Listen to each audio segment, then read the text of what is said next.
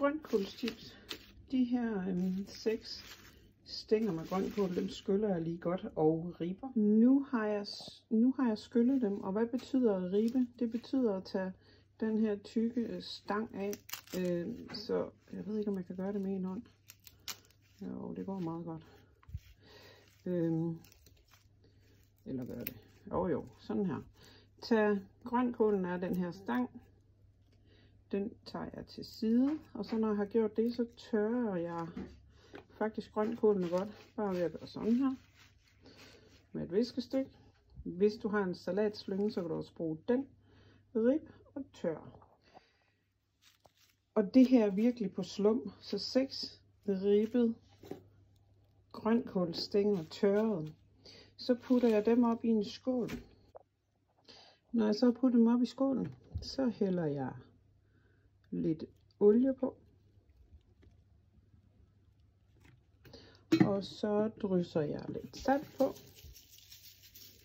Spiseskefuld olie. Halv teskefuld salt. Og så 40 gram parmesanost.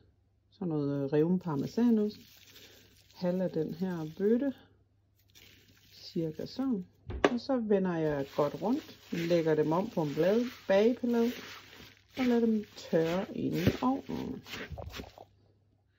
Fra skålen over på bagepladen fordeler de her grønkål ud i et lag. Sådan at de lægger fladen ned. Det kan godt tage lidt tid at få dem lagt pænt.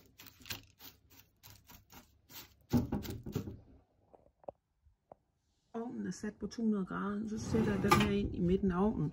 Og så skal man gå og holde lidt øje med det. Man kan også godt lukke ovnen op, så dampen kan komme ud, for nu skal de tørre og blive sprøde. 5-7 minutter, så er de klar. De er sprøde og klar til at blive spist. Du kan skrue varmen lidt ned, og så tager det lidt længere tid. Men hold øje med dem, sådan at de ikke bliver helt sorte.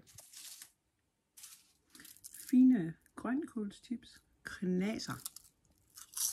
Velbekomme. God fornøjelse.